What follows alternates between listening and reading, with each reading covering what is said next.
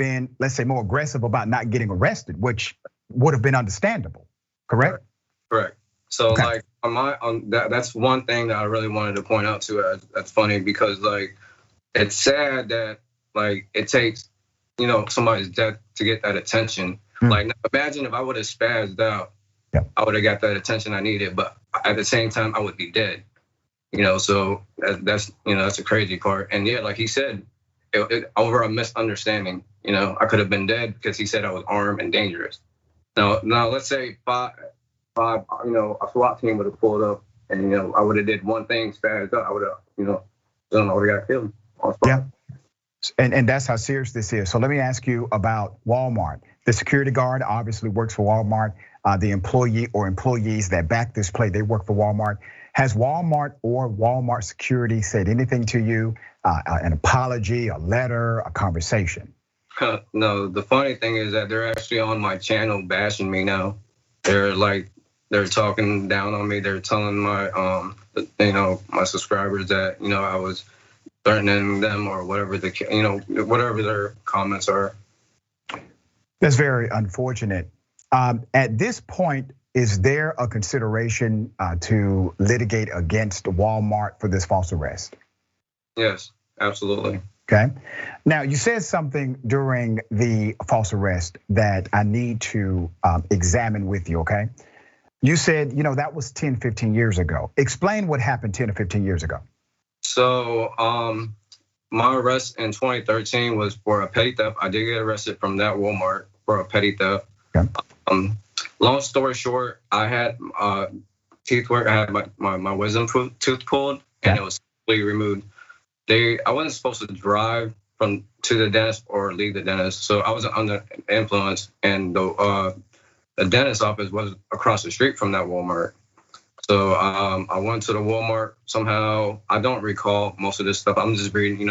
This is what I read on the report. I bought a gun safe and some other stuff, and supposedly went out and came back in and got the same thing.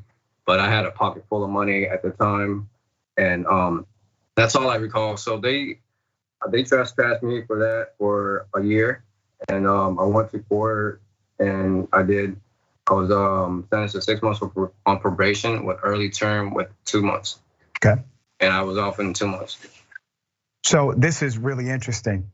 You did have a trespass many years ago, as you said to the officer. You were honest about that. That was not a lie. That was you being honest. They still did not check who you were compared to what the 911 caller said.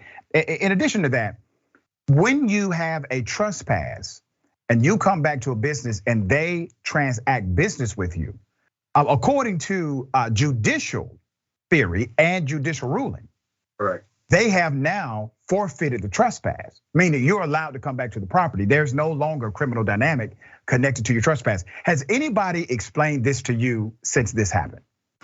So I've had one person that actually said that to me. The second day being out of jail, I don't want to say his name yet, but basically it's now like since I've been coming back, it's no and void, I guess. I'm a customer now, a repeat. Yeah, that's right. And typically a company will trespass you for 1 year or so. They usually won't ban you forever. Walmart credit card too. I've had a Walmart credit card for like 5 or 6, maybe longer, to be honest. Yeah. What has this experience done for you? How do you feel after it?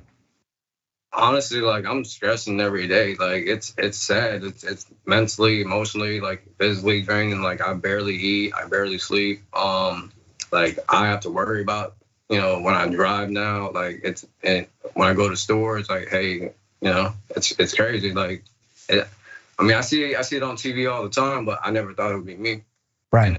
And I'm glad I didn't, spaz out or react in a different way, because I would have been dead by now. Yeah. I commend you, sir. I commend you for the way you responded in the middle of really an impossible situation. You did nothing wrong. You did nothing illegal.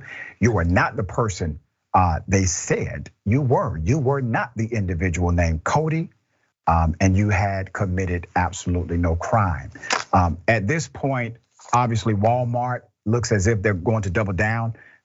If you recall, Walmart has a zero tolerance policy as it relates to theft. I'm asking you to have a zero tolerance policy as it relates to somebody violating your rights, okay? All the way, sir. We're going all the way.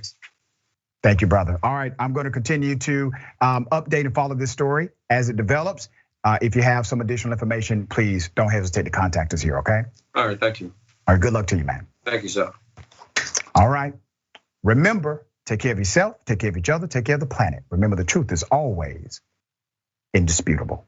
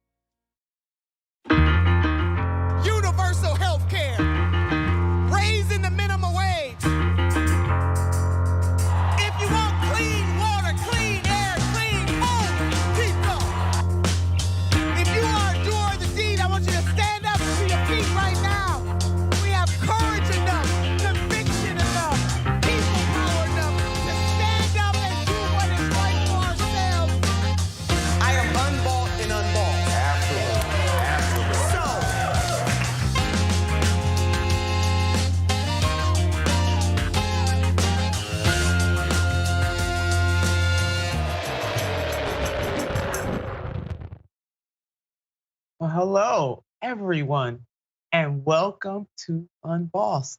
I'm so glad you are here, and I'm also glad that my co-host, Jackson White, is here today. He's a contributor for Rebel HQ. Jackson, so happy to have you in the house, per usual. Oh yeah, it's good to be here, per usual. I'm definitely ready to go. Awesomeness. Is there anything popping off on Rebel HQ that we should all know about? Well, other than the usual and the fact that we rolling into the presidential election soon, and Rebel HQ is kind of a fun channel. We just do a lot of reaction stuff there for the most part. So there's going to be no shortage of ridiculous and funny content. So I definitely would pay attention as the months roll on moving forward. Yeah, pay attention. Please, you guys subscribe to Rebel HQ. You better check it out. It's always new, fun, and fresh. And Jackson, you're right. Unfortunately, we really don't get any off time when it comes to presidential elections. You just roll. As soon as the person is elected, we already talking about the next 4 years. So yeah, no, these next few months is basically like, all right, who's gonna jump in? Nobody. All right, let's go. You know what I'm saying? So yeah, that's where we at. I know exactly what you're saying. As soon as the midterms were over, that next day, probably that night, people were thinking about the presidential election. But here we go. So we're gonna start off our show today with some good news. Big win for those unionizing. Yes, I am so giddy about this. I hope I show the same kind of excitement I did when we had our little science segment yesterday. This is so good, a big win for labor unions. The win, here it is. The National Labor Board ruled on Tuesday to expand the fees and penalties that agencies can collect. The agency can collect from employers that illegally terminate workers for labor activism, both union and non-union, in a move long sought after by the labor movement. You better go ahead on NLRB, baby. You doing that thing. This reporting is coming from the Washington Post. And what exactly does that mean? No, I'm so glad that you asked. Companies that illegally fire or demote unionizing workers can now be held responsible for workers' financial demise, including credit card late fees, lost housing or cars, and health care costs. Can I get a bold and an underline, an underscore, a message in all types of bottles on this one, baby? This is a beautiful thing. And under the new ruling, the labor board can also hold companies as well as unions liable for any damages. And those damages include the following: wronged workers' health care and child care costs, immigration paperwork and visas, lost investment income, and legal fees for defending against unpaid bills. You better say that. And additionally, the agency can also collect these penalty payments when employers illegally demote employees, cut their wages, or otherwise retaliate. Jackson, I really believe that this is a big day for workers who are attempting to unionize or organize in any other way within the workplace. Absolutely, and definitely in good time. I mean, something like this would always be in good time, but after, I mean, the objective fact that the Biden administration took a loss with falling short for the real workers. So it's good that this came along at this time. Additionally, typically the Democratic Party at large doesn't really take advantage of messaging opportunities, but this is definitely one where they should and hopefully will. But the reality of union busting and being against unions is, it's really not any deeper than the fact that shareholders and management get a ton of extra money. There's a lot more money in the pool for not treating workers well, for not giving good benefits, for not raising wages, and just in general for keeping the culture of in and out workers going strong. So, this isn't about them thinking, oh, this is better for the country and the efficiency of the corporate system. No, it's just greed. It's just about money. So this is definitely a good day. It is a very good day. Unfettered greed. Capitalism run wild, run amok. That's what this is all about. And it's so glad that the Labor Relations Board is putting the hammer on these fools. And that is exactly what they are. They are selfish. Anytime you make a lot of profit and you don't want to share the profits with the people who help build your company, there is something wrong with you. There's no other way to explain it. There's something wrong with these people, and they need government to step in. No more laissez-faire. Step in and regulate these fools. That is exactly what they are. And so this year has seen a surge in first-time union victories at companies. And let's list some of those companies, and they include Amazon, Trader Joe's, Chipotle, and Apple. And this year was a 56% uptick in union filing. Beautiful, beautiful stuff. And support for unions is at an all-time high. It has been at its highest since 1965.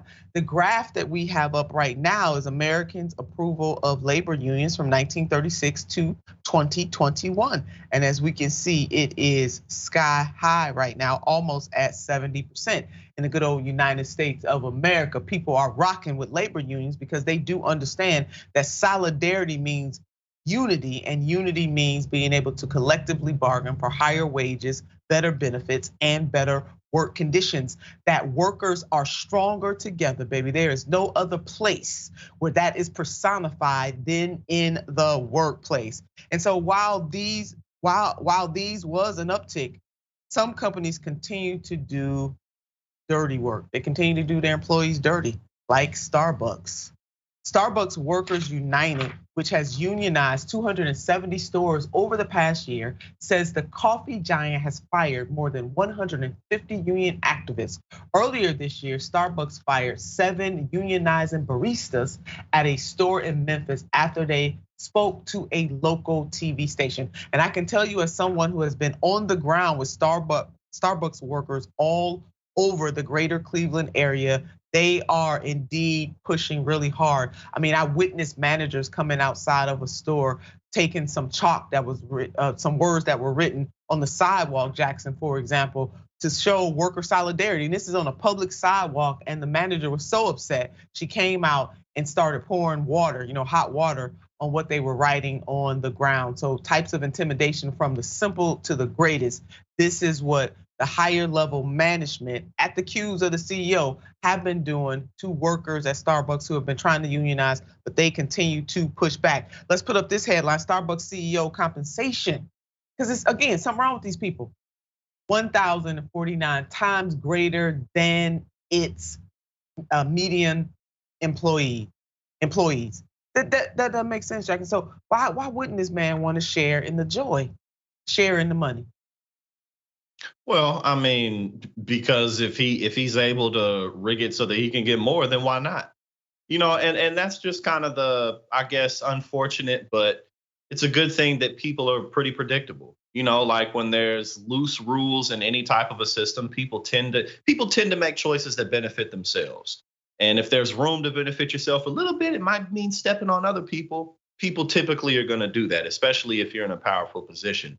And that's why this is such a good day for unions, and something that just in general across the board for the progressive movement momentum that we really, really need. And we really need to build off of this, because, we don't need to necessarily go inventing new methods of, strengthening the working class. Unions have been around for quite some time, and we know that they work. So focusing just on strengthening people's ability to unionize in this country is a surefire way to strengthen the working class. There it is, and that is everyone in the working class, both unionized and non-unionized. And we do know, as the wages and benefits and work conditions of unionized workers increase, it does also help people who are not in unions. So all of us must continue to show solidarity with the labor movement. We're gonna keep on moving and pushing, baby. Good day, good day. Go ahead. Okay, youth sports definitely leaves the poor behind. So sports can be, as we all know, a vital outlet for the younger generation. Yet it can be expensive just to participate, and sometimes people forget that. Watch this. The rising cost of everything from gear to gas means higher prices for young athletes to compete across the board. The rise in costs have largely been in these travel teams. There are coaches to pay for, there's hotels, there's flights, there's on and on and on. It's just gone up significantly over the past generation. And coming out of the pandemic, we're seeing yet another boost in costs. And this is exposing the economic divide even more. Take a look at this. Experts caution the higher prices will keep some kids off of the playing field. If your family can afford those $2,000, $3,000 fees, you're in. And if they can't, you're out. Coming out of the pandemic, we're seeing an even further splintering of that divide. Yeah, we're seeing it in real time, and it impacts the lives of so many young people. And this write-up from the Washington Post dives deeper into that divide. In youth sports, talent helps, but money rules. Wow. Rising costs leave some families at risk of being left behind. Powerful. Household income is a primary driver in early participation of sports. And only 24% of kids from low-income families, the country's wealthiest households, spend about 4 times as much as impoverished families on their child's sports. We go on further. Natalie Hummel, executive director of Every Kid Sports, a nonprofit that helps low-income families play youth sports, estimates that as many as 6.8 million kids are effectively barred from youth sports by financial constraints. Man, that is just so sad.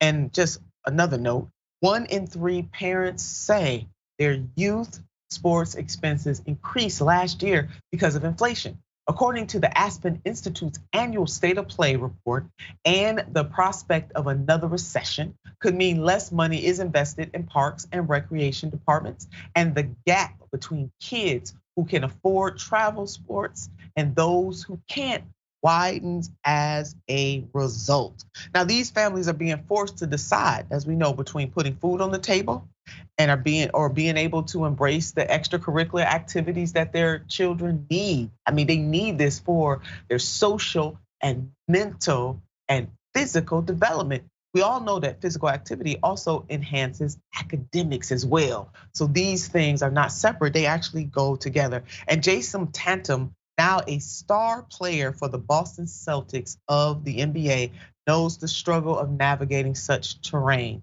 Watch this. For most of my life, I didn't have money.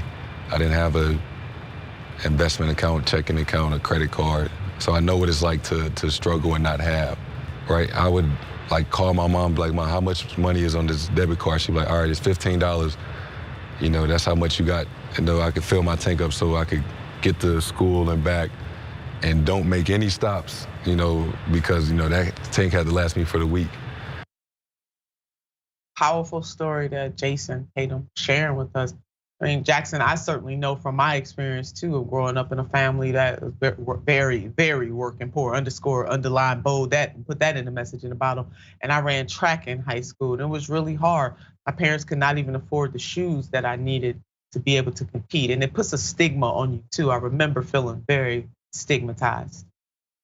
Well, and interestingly enough, this isn't only, you know, bad for working class families in the country. As you pointed out, sports is really strong and one of the best ways that kids can develop a lot of leadership, teamwork skills, develop coordination, habits of just working out in general.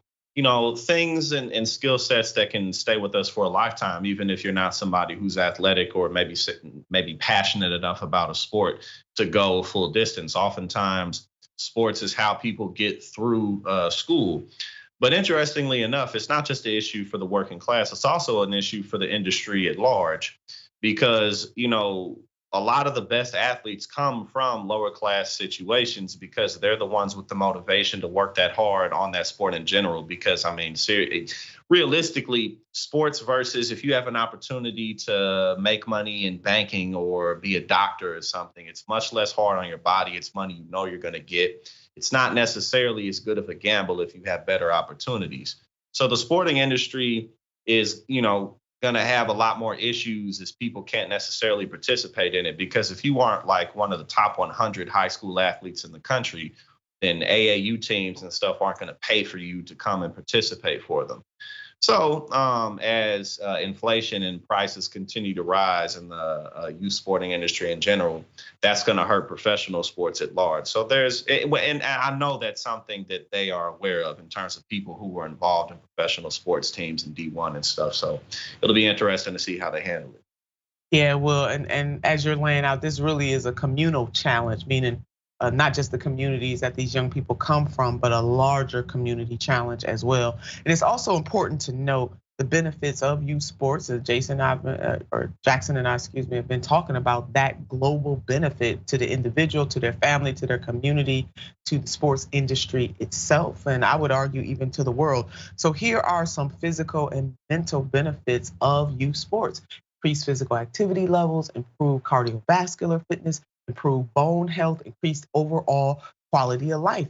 And if we are doing this with young people at a very young age, those benefits will continue to grow and build and multiply into their adulthood. How about that? And that helps with health and all kinds of things. So there is a tremendously positive ripple effect. And mental benefits of youth sports: lower rates of anxiety and depression, lower amounts of stress, higher self-esteem and confidence, and increased creativity.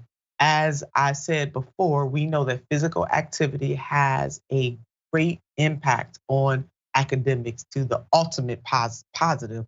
So that is that. And on top of the financial burden, there's another burden associated, another element, as explained by a pediatric orthopedic surgeon at the University of California, San Francisco. Let's put up what the doctor had to say. Even when looking at youth sports participation through the lens of health insurance, Fabricant et al. Found that youth with government/Medicaid or lacking health coverage had low levels of physical activity.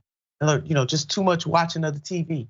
It's too much of that stuff. Well, they got to be out there moving the body, moving it. But there's a silver lining as some proposed action is being sought at the table. Let's put up this headline.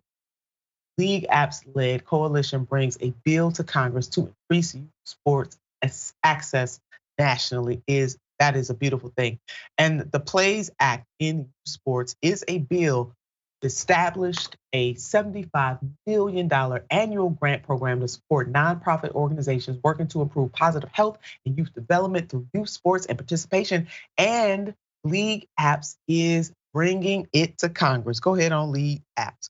And one more point, the Plays Act in youth sports bill is a major development in the pursuit of the primary goal to ensure young people, particularly those in underserved communities, have access to sports in a safe environment and receive the physical, social, emotional, and cognitive benefits organized sports provides. So it really goes without saying, we got to keep on pushing and keep on supporting our young people and ensuring that all young people, regardless of their zip code or the income that their parents have or do not have, that they have equal and great opportunity to participate in sports.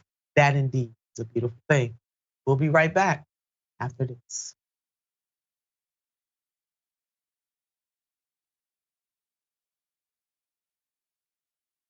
Welcome to Indisputable. I'm your host, Dr. Rashad Richard. We got a lot happening today. But what do we do on this show? We tell the truth. You know why we tell the truth? Because the truth is simply indisputable. Rashad, great to be here. Congratulations on the new show. And I gotta let everybody know that Rashad and I go way back. Here's the pattern that we see in all of these Karen stories. They think they own stuff they do not own. Now, where does that come from? I don't know, maybe slavery. Maybe they think they should still own black people. This is what happens when Karens weaponize the police. When you're used to privilege, equality seems like oppression. It hits you in a certain way when someone is holding you against your will, treating you like you're a criminal and you're an innocent person. This is something that black people face no matter where they are. A stronger black economy lends itself to a stronger, greater economy. Don't think it's exclusive of you, it's inclusive of you. What's your beef with critical race theory? It adds more fuel to the fire of the racist tendencies that we already have. We have a generation of problem solvers that can remedy the problem if they are properly taught what the problem is. You know who created redlining in this country? It was the white liberal. I don't give a damn who created it. If it's a racist policy, Shelley, here's what I don't know. I don't know. See, there you go filibustering, brother. You're scared of this truth, but you're gonna get it though.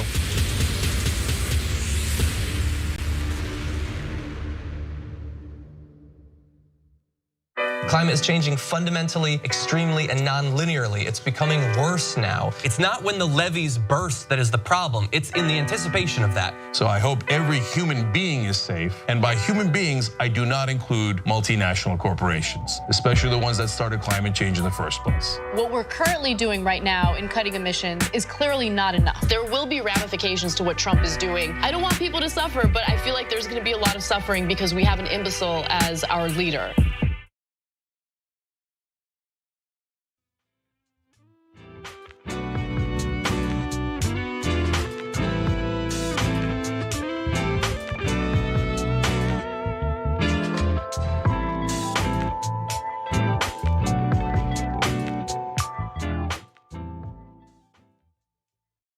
Welcome back to the show. After our first break, you know what time it is. It is reading of the comments time, my favorite part of the show.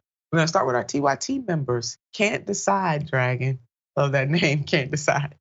We need to socialize youth sports somehow. Close the gaps between the haves and the have-nots is growing, and this is a perfect example.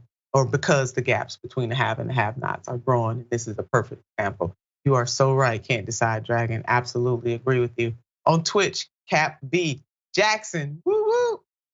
Woo, woo, Jackson. That's all right. All right. That's it. Thank you. Anytime people are happy, I'm here. It just makes me feel better. You know what I'm saying? So that's great. We're definitely happy that you are here, Jackson.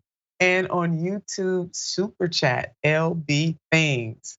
Nina for president with 3 hearts. Oh, baby, thank you so much. Let me put my heart up here too. Thank you. And Tyra, love seeing Jackson more and more. Love all you guys. And we love you too. We appreciate you, Jackson and I. We appreciate you here at Unbossed, and we appreciate you here, the TYT Network. As I say every single day, we could not do what we do without you, boo. We need you. Thank you for helping us to be independent network. Appreciate you so very much. Yeah, we do, Jackson. I mean, it's beautiful to get so many wonderful comments. It is, because I had no idea I'd be here in life. You know what I mean? So it's interesting how things go. Yeah, it is. It is interesting. And speaking of interesting, or maybe not, Jesse Waters on food stamps. Watch this. A Black, transgender, pregnant, low-income artist affected by COVID, you're guaranteed $3,200 a month. Free money. You don't have to pay taxes on it, or it adds up to a little less than 40 grand a year. And that's just from San Francisco. We're not even adding up all the state and federal goodies you can get: food stamps, housing vouchers, welfare. We're estimating that you could be making over $50,000 a year living in San Francisco and being vulnerable and doing absolutely no work. So what you just watched was Fox News host Jesse Waters talking about the various programs in San Francisco that help a variety of people to survive. And he spewed it with all kinds of venom. He is somebody that tries to otherize people all the time. He has a lot of nerve. He is a prophet of hate. I mean, he just spews hate. He wants people to watch this show and think somehow that other people are getting more than they're getting, or that somehow other people are getting something that they do not deserve on somebody else's back. And if that's the way you want to use your platform, you just need to go and hang it up, brother. You should do that. But anyway, this type of grifting, it gets you the bucks in the door. So you're gonna keep it going, we know. And let me first remind you, Jesse Waters is one of the highest paid television hosts in the United States. Let's put up this. What is Jesse Waters' net worth? Jesse Waters' net worth is $73 million US. Jesse is one of the highest paid television hosts in the United States of America. Jesse is paid over $16 million as salary by Fox News. So we see it laid out there, plain and simple. And instead of this man being, more generous and talk about things that edify and lift, oh no, he must spew hate. And the fact that Fox is paying him to spew this hate makes me scratch my head. So now that we know the facts, let's continue. Jesse was talking about 3 programs that exist in San Francisco. Here at Unbossed, we're gonna lay down the facts for you. 3 programs to help San Francisco citizens make ends meet: Abundant Birth Project, Guaranteed Income Pilot for Artists, and GIFT Gift Program to help people. Now, Jesse and the Fox News team are set to vilify these programs.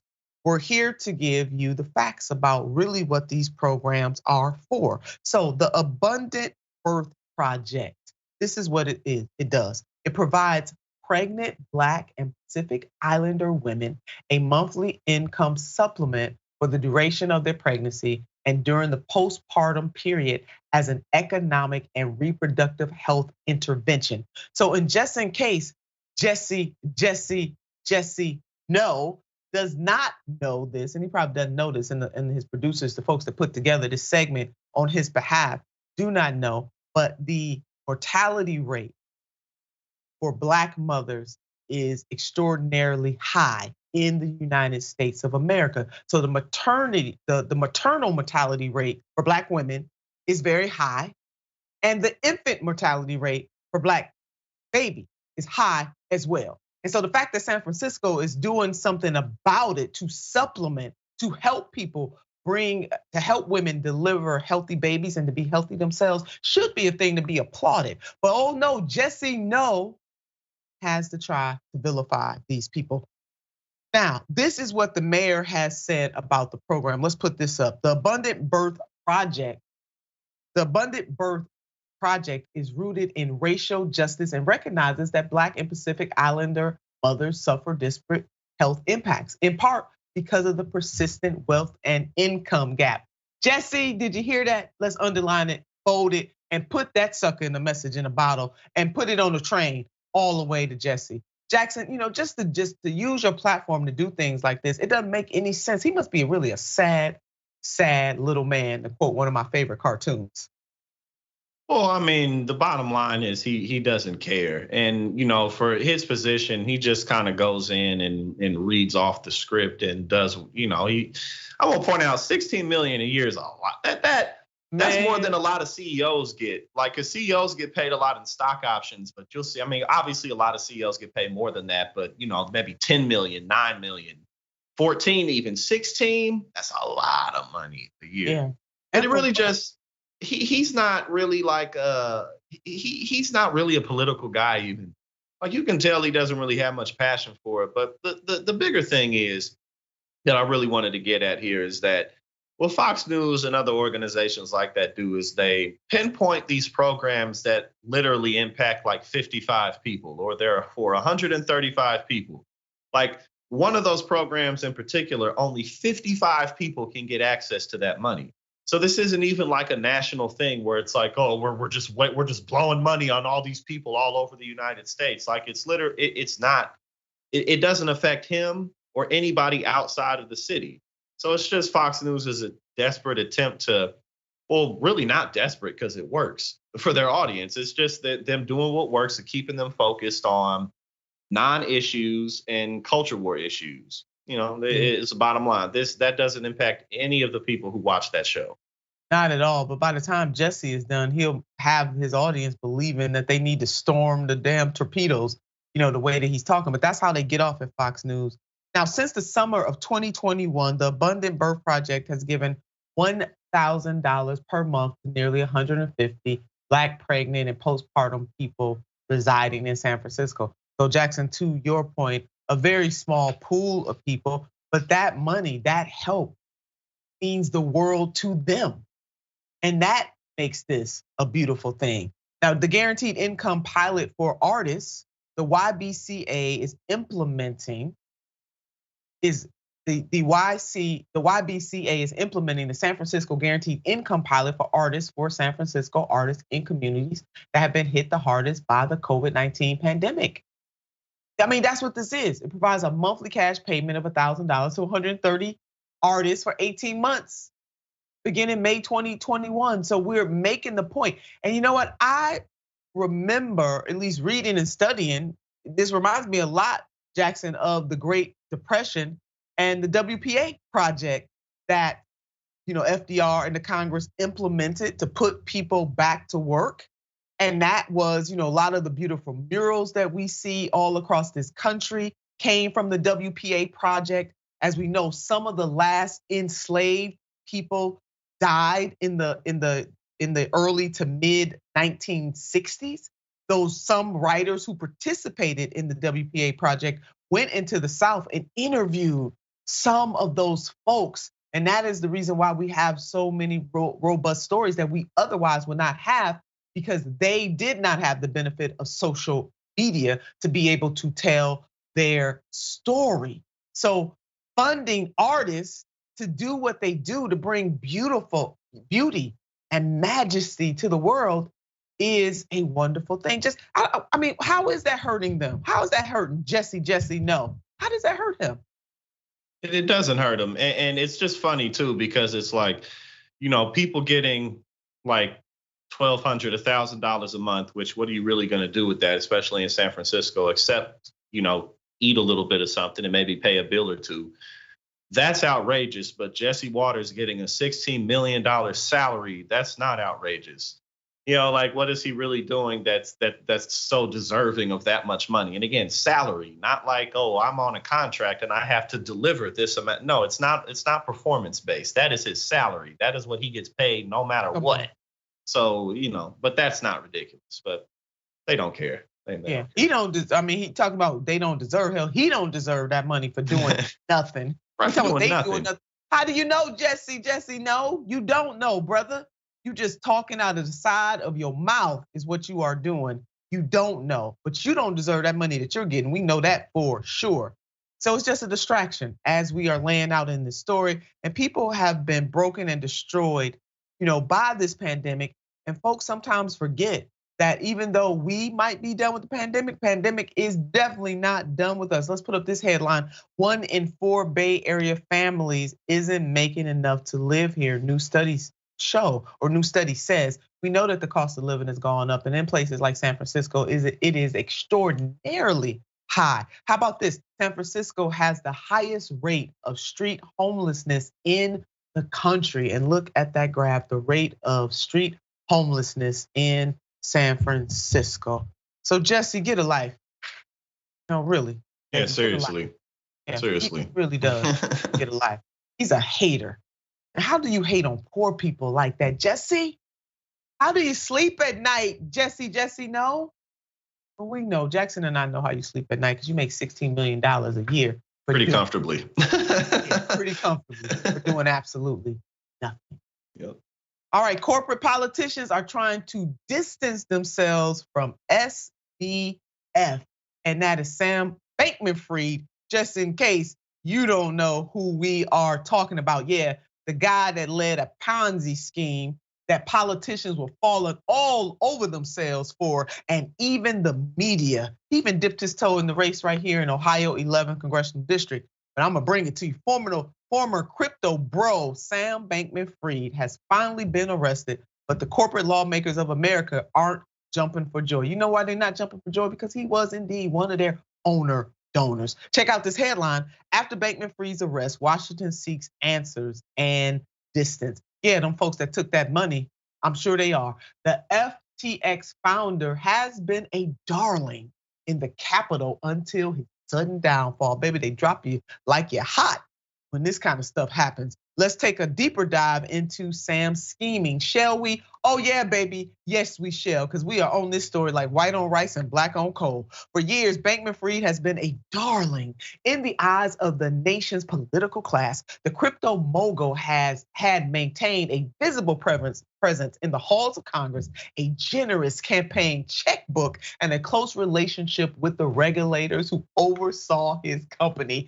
Let me just say this right here, right now. It is called bribery. It is called corruption is legal in the United States of America. Bribery of politicians is legal in the United States of America. It is one of the reasons why we need campaign finance reform. This is the first, this is not the only. I mean, Jackson and I could spend days and days and days talking about the corruption in the political system, the political class. And guess what? Had this man not defrauded folks, they would still be fawning all over him and calling him a darling. He spent money all over this country, going into communities that he knew nothing about, picking his chosen candidate. Why? So that they could be elected to office and do his bidding. This is what the corporate class does on a regular basis. Now, mere hours before Bankman-Fried was supposed to answer Tuesday for his actions at a congressional hearing, federal prosecutors secured his surprise arrest in the Bahamas, no doubt, Jackson. Brother hanging out in the Bahamas for eventual extradition to the United States, filing charges alleging he misled investors and mishandled billions in funds. You think?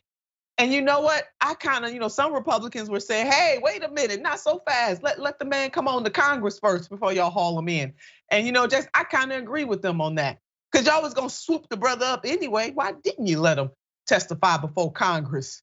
I wonder, inquiring minds want to know. I wonder, could it have anything to do with the fact that he poured so much money into Democratic campaigns? He rocked with the Republicans too, because he's an equal opportunity donor, like most of the donors, baby. They buy them all. Buy them on the left, and buy them on the right. Jackson, you could tell I'm hot to trot on this one. Oh yeah, like you said, they dumped some money in your district. Hey, and it came for me, you know? Right, exactly. Yeah. And the reality is that, Sam Bankman-Fried's front of, spending all this money on political campaigns wasn't about regulation for the market. It was so that they would be easy on them and look the other way. Because the reality of cryptocurrency and the blockchain technology is that if the federal government introduces more regulation, it will be very easy to catch people in their scams, because with blockchain technology, you can see all the transactions that anybody makes, and it can't be deleted. So if there's a federal agency just watching the blockchain, people won't be able to do these scams. The scams aren't even complicated. They're simple, old-fashioned pump and dump schemes. People come out with these coins, and they get everybody to throw their money into them. And then when it's really high, they do what's called a rug pull, and they sell everything, and then everybody loses their money.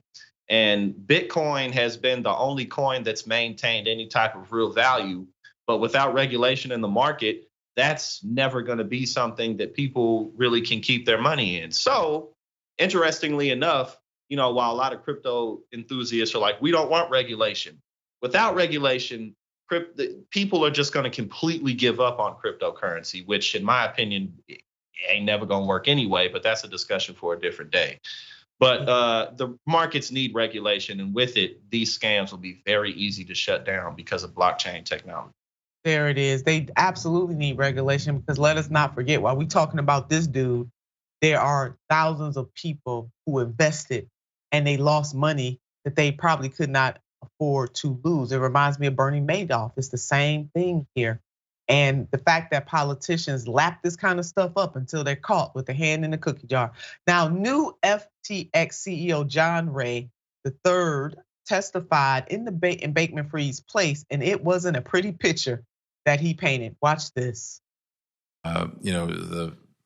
This is really old-fashioned embezzlement. This is just taking money from customers and using it for your own purpose. Not sophisticated at all. Sophisticated perhaps in the way they were able to sort of hide it from people, frankly, right in front of their eyes. Doing it right in front of their eyes. And Jackson, he said everything you just said. Not sophisticated. No, not at all. And I've spent a lot of time really researching into that, just because the amount of fraud that takes place in the crypto market is really astounding, but not surprising, just because they can. And the culture behind a lot of crypto is get rich quick. So, I mean, it's just a minefield of people just flat out stealing money, and it's not more complicated than that. Yeah, there it is. And in the 2 years leading to last month's election, the crypto executive donated $40 million to candidates and campaign groups, according to federal records. Most of his money went to Democrats, underline, bold, underscore. Hello, somebody. Though Bankman-Fried has alluded to additional undisclosed contributions to Republicans, his publicly reported giving to Democratic-aligned groups was surpassed this election cycle only by that of George Soros, the liberal financier. Let's put up this next one very quickly. Two of Bankman-Fried's biggest beneficiaries in 2022 were the House Majority PAC and the Senate Majority PAC. Can I just, one more time, the House Majority PAC, the House is controlled by Democrats, just in case y'all didn't know, and the Senate Majority PAC, the Senate is controlled by Democrats, just in case you were wondering, which help elect Democrats to their respective chambers. Those organizations alone received about $7 million from him over the past 2 years, federal data shows. Yet neither group, along with a raft of other Democratic and Republican organizations, would say Tuesday whether or not they plan to return the cash. Hello, somebody on this. Now, yesterday was Toss the Papers Tuesday, well, so is it on Wednesday too. These mofos have not decided whether or not they're gonna give back the money. They have no shame. They need to give the money back. They are enablers. They are okay taking money from this man after he has destroyed the lives of thousands of people that he, with his corrupt Ponzi scheme, that he did, baby. And now they done arrested this fool, and you got these mofos Democrats in particular. Republicans give your money back too, but as the data shows, he gave most of his money, at least above ground money, to the Democrats. He has bragged about giving millions of dollars of dark money to Republicans. Y'all need to give the money back, or you are complicit in his foolishness and mayhem. Yes, you are. And yeah, is my hair on fire about this? Oh yeah, absolutely it is on fire. For all the folks, all of the progressive candidates all across the country that this dude helped to push down, him and the neoliberals did that to progressives all across the country, including yours truly. So yes, baby, the facts are on our side. Yeah, I'm a little hot about it. My hair is on fire and I am acting like it. We need to get money out of politics, this kind of money. This is corruption. This man and other folks like him, this is what they do on a regular basis, baby. This ain't new. This is not new. This is what they do, boo. They do this on a regular basis. They buy the politicians. They back the politician that they believe will do their bidding. This is what this is, nothing more, nothing less. And the fact that these two majority PACs, one in the House and one in the Senate, can't even tell you, even though this man has been arrested, they still won't tell you whether or not they're gonna give back the money. That should tell you all you need to know about the leadership of both of those PACs and the leadership of both parties. They crooked as the day is long. We'll be right back after this. I'm gonna cool off. You know what I got to do, get my fire extinguisher. Jackson and I will be right back.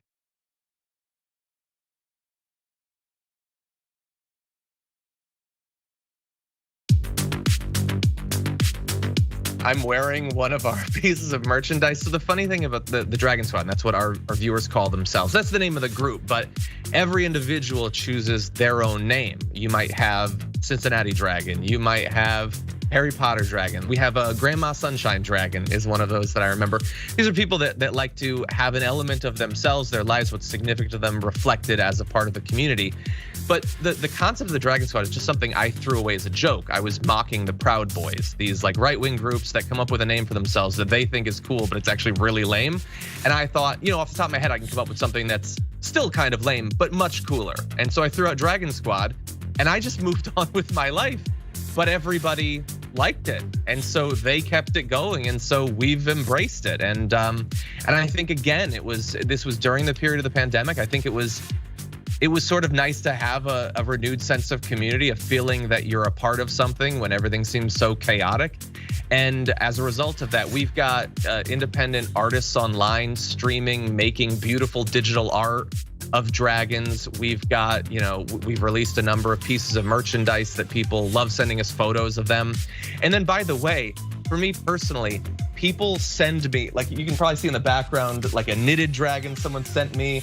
There's a dragon book they sent me, dragon board games they send me. People have done like custom ironworks, making dragon bottle openers. Like the fans are super invested in diamond art and things like that.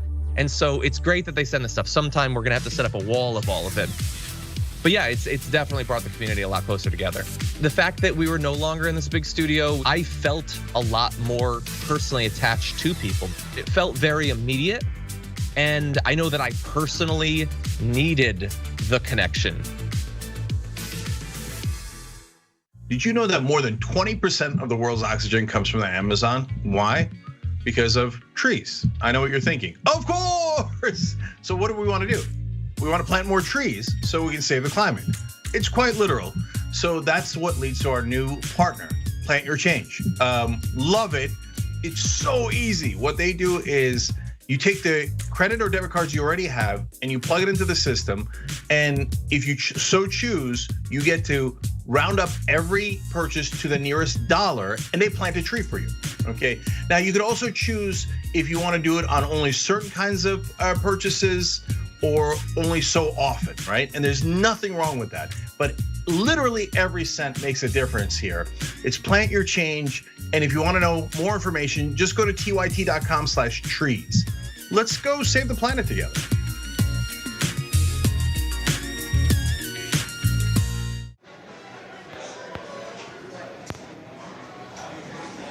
Now, top. No. No. No.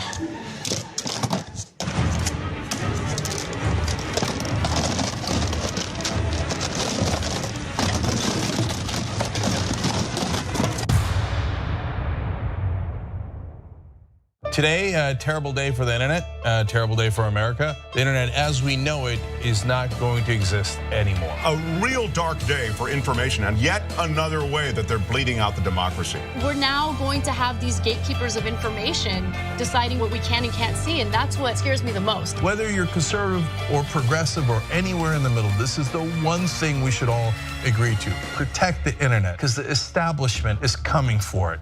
Don't let them destroy the internet.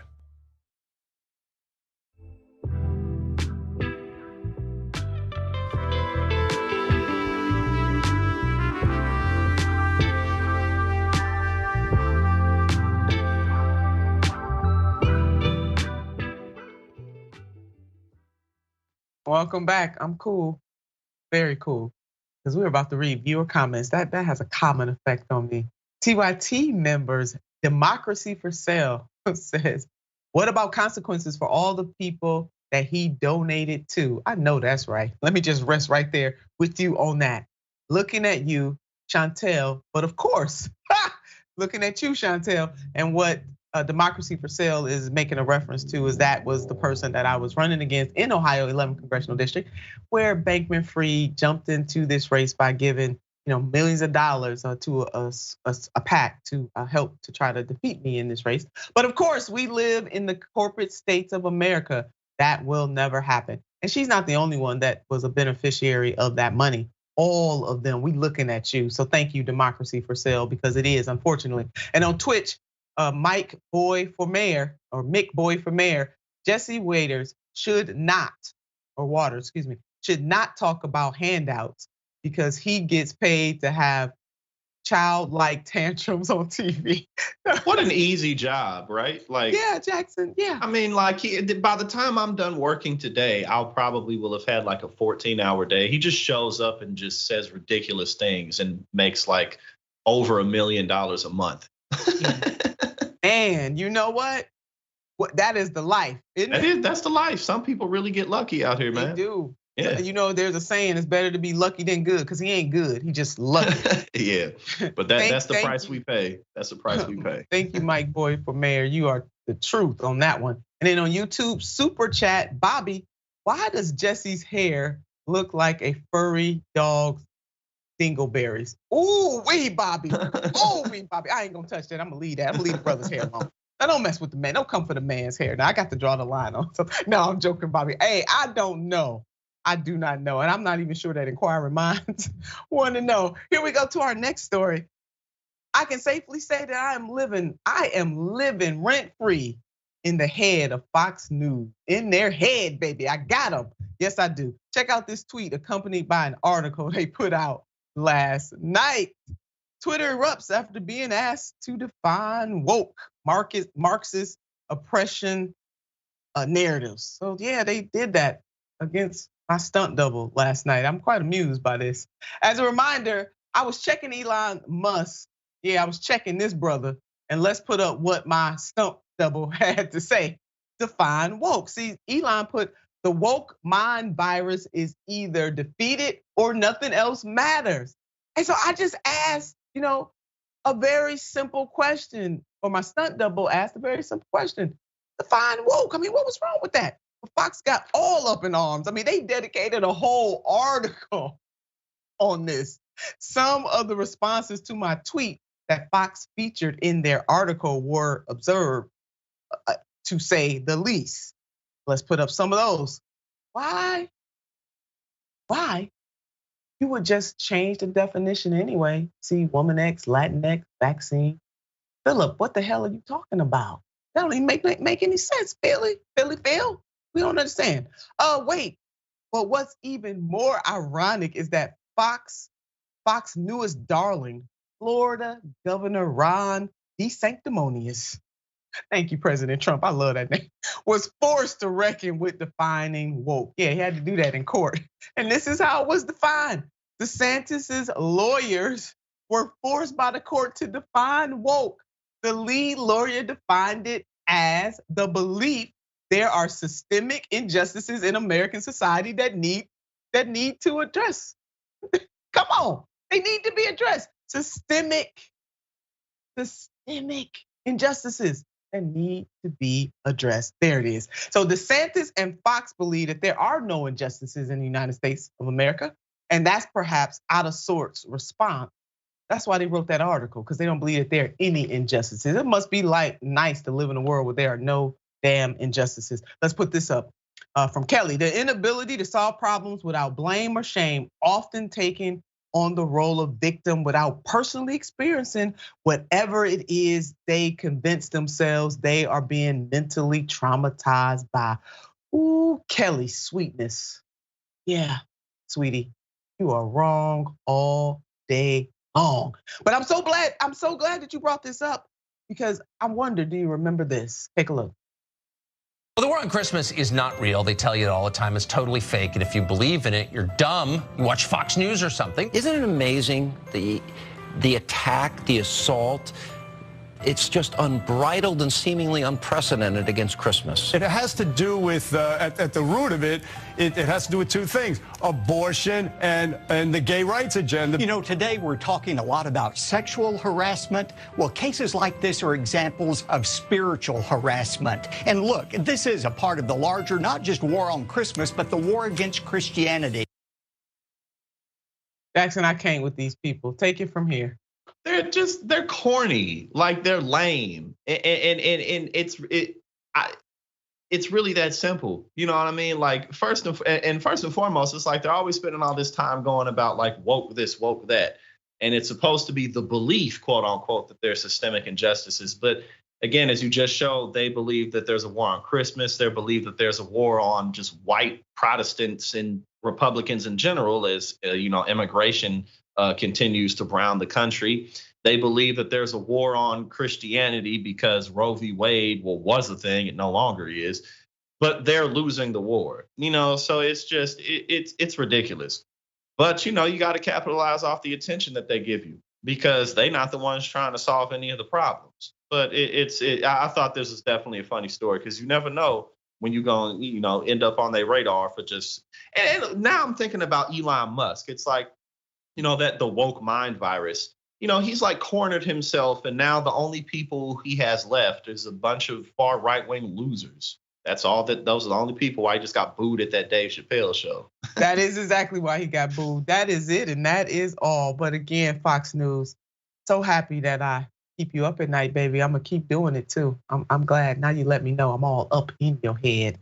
USPS honors the United States Postal Service, honors John Lewis, Congressman John Lewis, the late Congressman John Lewis, with a stamp.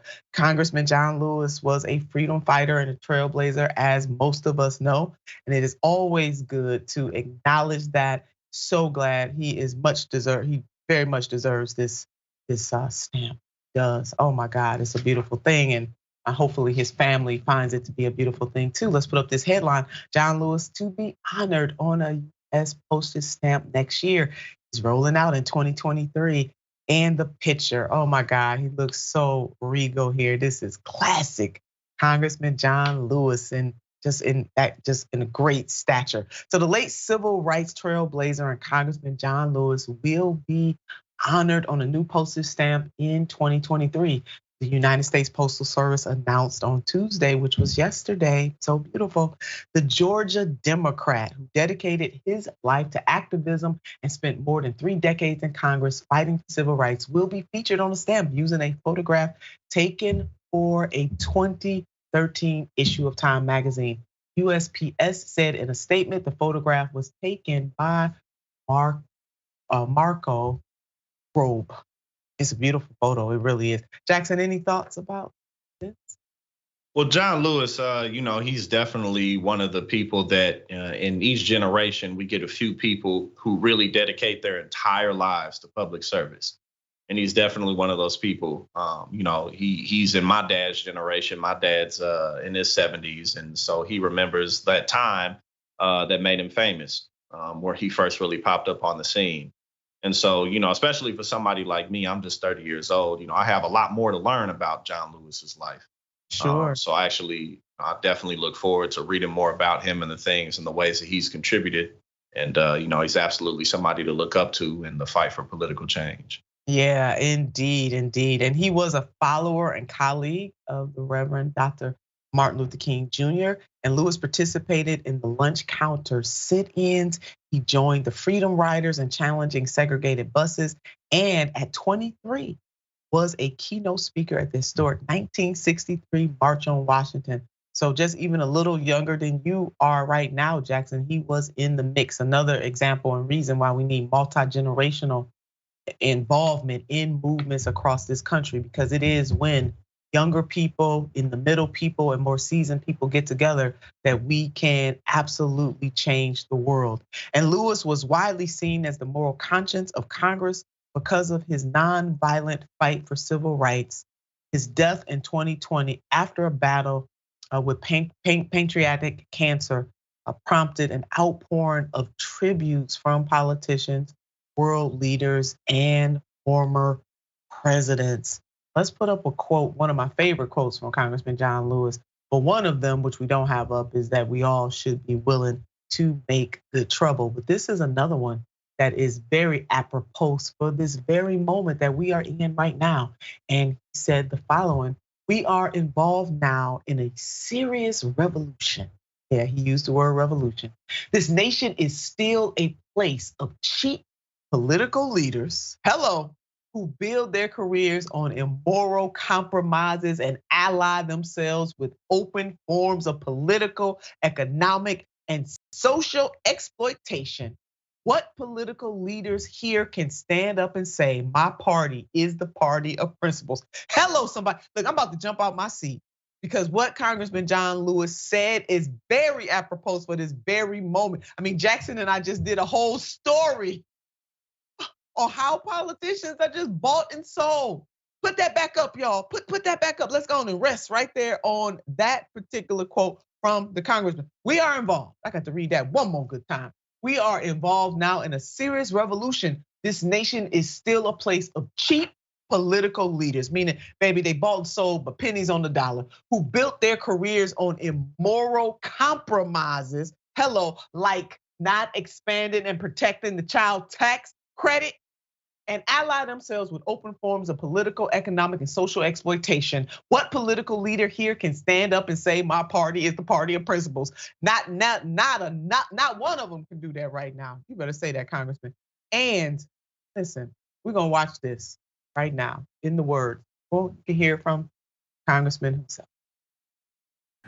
If it hadn't been for E.D. Nixon or Rosa Parks, Martin Luther King Jr., Reverend Ratha Abernathy, and so many others, I don't know what would have happened to me. I could have been lost. But for Martin Luther King Jr. to slip me a round-trip Greyhound bus ticket and invited me to come to Montgomery to meet with him, my First Baptist Church. It's impossible. Impossible for a poor barefooted boy to dream that one day he would meet Martin Luther King Jr. Wow. And the congressman's physical presence will be missed, but his spirit will live on.